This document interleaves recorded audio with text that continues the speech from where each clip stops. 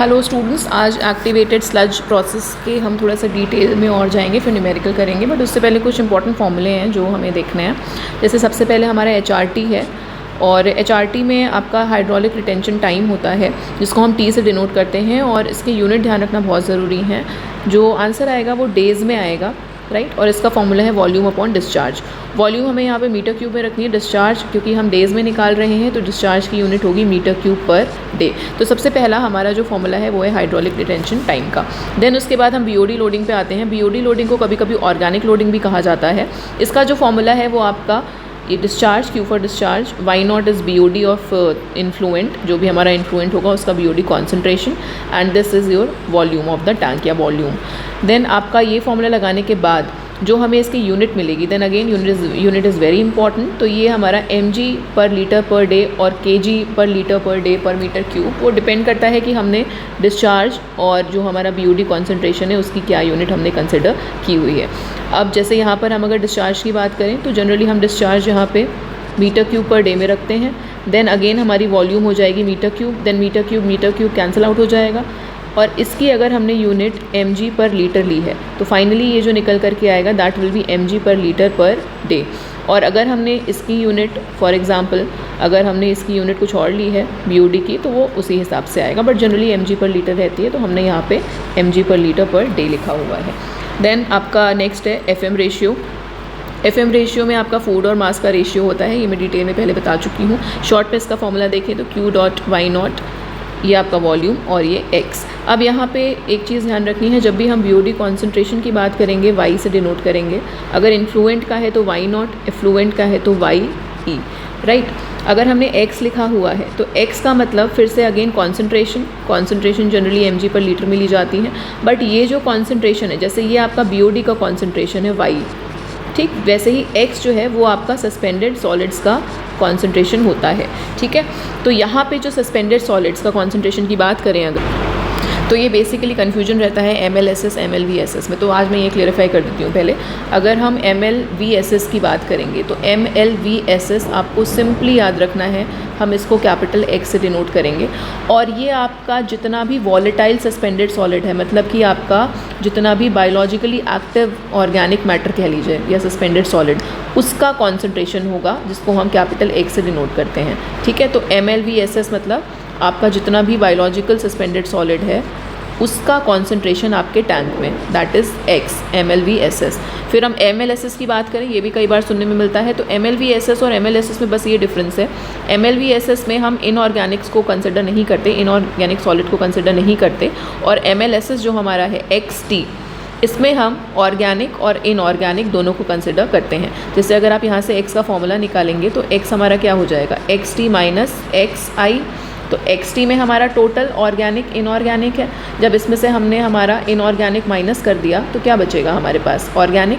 यानी जो x है वो खाली ऑर्गेनिक सस्पेंडेड सॉल्ट का कॉन्सेंट्रेशन बताएगा, जो XT है वो ऑर्गेनिक इनऑर्गेनिक दोनों का बताएगा। तो जनरली हम इन दोनों का इस्तेमाल करते हैं, और इन दोनों के बीच में जो रिलेशन है वो ये रिलेशन आपने याद रखना है कि x is 0.8 times of XT। अब यहाँ पे जो हमने x यूज़ किया है, अगर ये लिखा हुआ है MLVSS, ठीक है, या वॉलेटाइल सस्पेंडेड सॉलिड्स, तो आप समझ जाना कि वो कैपिटल X की वैल्यू है, XT की वैल्यू नहीं है, राइट। देन इसके बाद हम आगे जाएंगे तो हमारे पास स्लज एज आता है, ये भी मैंने डिटेल में ऑलरेडी लास्ट लेक्चर में बताया हुआ है। तो यहाँ पे θc हमारा स्लज एज है, ये भी डेज़ में आएगा अगेन।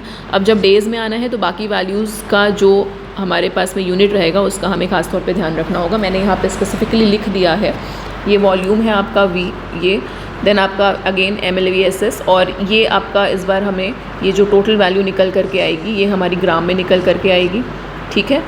और उसके बाद फिर हमारा अगेन ये आपका डिस्चार्ज या फ्लो कह लें वेस्ट वाटर का, फिर से ये आपकी कॉन्सेंट्रेशन है x मतलब आपका सस्पेंडेड सॉलिड, ठीक है, सस्पेंडेड सॉलिड की कॉन्सेंट्रेशन इन वेस्ट स्लज।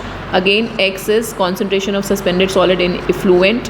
और एक चीज़ बता दूँ, आपका ये जो x जो भी कॉन्सेंट्रेशन है वो जनरली mg पर लीटर में होती है, और 1 mg पर लीटर को अगर हम कन्वर्ट करें तो that will be equal to directly gram per metre cube. यानी अगर कहीं mg पर लीटर लिखा है हम उसको सीधा ग्राम पर मीटर क्यूब में लिख सकते हैं। ठीक है, तो इसका मतलब सेम होगा। तो ये सब कैंसिल आउट हो करके यहाँ पे डेज़ में हमारे पास में थीटा सी की वैल्यू आ जाएगी, which is sludge age. Then एक ये काइनेटिक ग्रोथ इक्वेशन है, ये आपको एज इट इज़ याद करनी पड़ेगी क्योंकि ये बहुत काम की चीज़ है। अगर आपने कहीं वॉल्यूम निकालना है या स्लज एज निकालनी पड़ गई, डिपेंड करता है क्वेश्चन किस टाइप का है, तो उस केस में हम डायरेक्टली इस इक्वेशन का यूज़ कर सकते हैं। यहाँ पे सारे टर्म्स क्लियर हैं ऑलरेडी, ठीक है। और यहाँ पर एक नया टर्म आया है एस, तो ये मैं बता दूँ, एस जो है वो है effluent soluble BOD। Again it is the BOD concentration, because concentration then it should be expressed in mg per litre, ठीक है, which is equals to gram per metre cube, right. और इसका फॉर्मूला है YE minus 0.63 XE। YE effluent BOD concentration and XE effluent suspended solid concentration. याद रखना Y means BOD, X मतलब suspended solid concentration. अगर E है तो effluent, R है तो रिटर्न स्लज, W है तो वेस्ट स्लज, नॉट है तो इनिशियल इन्फ्लुएंट का, राइट। इस तरीके से याद रखते हैं। फिर आपका लास्ट आएगा recirculation ratio, which is again QR/Q।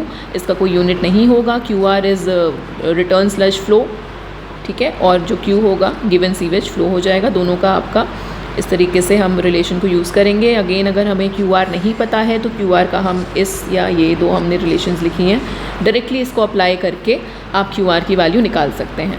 तो ये 7 फॉर्मूले हैं जो आपने याद रखने हैं, और अगर ये 7 फॉर्मूले आपको बाय हार्ट याद हैं, ठीक है, और जो मैंने यूनिट्स बताई हैं उन यूनिट्स के साथ, तो आप कोई भी एक्टिवेटेड स्लज प्रोसेस का आप न्यूमेरिकल कर सकते हो, राइट। अब अगर हम डिज़ाइन स्टेप्स की बात करें तो ये 5 स्टेप्स हैं जो मोस्टली मेजरली आपके किए जाते हैं, जिसमें आपको पहले वॉल्यूम निकालना होगा टैंक का, राइट, जिसमें से आप या तो ये काइनेटिक इक्वेशन का यूज़ कर सकते हैं या फिर आप इनमें से जो इक्वेशंस लिखी हुई हैं, डिपेंड करता है कौन सी वैल्यू गिवन है, आप BOD लोडिंग या अगर रिटेंशन टाइम गिवन है तो आप इसका भी यूज़ कर सकते हैं। तो बेसिकली ये 3 इक्वेशंस हैं जिनसे हम वॉल्यूम को फाइंड आउट कर लेंगे। देन वॉल्यूम निकालने के बाद HRT का डायरेक्ट फॉर्मूला है वॉल्यूम/Q, इससे हम डेज़ में अपना HRT निकाल लेंगे। ये जो वॉल्यूम आएगी that will be in metre cube. फिर रीसर्कुलेशन रेशियो निकालना है विच इज़ QR/Q। फिर हमें वेस्ट स्लज निकालना पड़ेगा, वेस्ट स्लज फ्लो, उसके लिए भी हमारे पास फॉर्मूला है। और लास्ट में ऑक्सीजन डिमांड निकालनी पड़ेगी। तो ये 5 मिनिमम आपको करना है। उसके बाद जब हमारा क्वेश्चन कंप्लीट हो जाएगा, जैसे कि हर डिज़ाइन में हमें चेक करना होता है कि जो हमने निकाला है वो विद इन रेंज है या नहीं, तो लास्ट में हम FM रेशियो का चेक करेंगे। FM रेशियो का जो रेंज है वो अगर 0.2 से 0.4 के बीच आया है दैट मीन्स वो करेक्ट है। ऑर्गेनिक लोडिंग अगेन निकालेंगे, अगर वो 0.8 से 2 kg, याद रखिएगा केजी की बात कर रहे हैं हम, ग्राम पर मीटर क्यूब में नहीं निकाल रहे हैं, हमने इस बार केजी में लिखा हुआ है। तो अगर 0.8 से 0.2 kg पर मीटर क्यूब पर डे है तो वो हमारा ओके है। तो इस तरीके से हम ये स्टेप्स फॉलो करके अपने न्यूमेरिकल को सॉल्व कर सकते हैं, चाहे वो एनालिसिस हो चाहे वो हमारा डिज़ाइनिंग का हो। तो पहले आपने ये फॉर्मूले और ये स्टेप्स याद करने हैं। अब नेक्स्ट लेक्चर में मैं आपको एक न्यूमेरिकल सॉल्व करके दिखाऊंगी कि कैसे हम इसको अप्लाई कर सकते हैं, right. Thank you so much students for watching this video.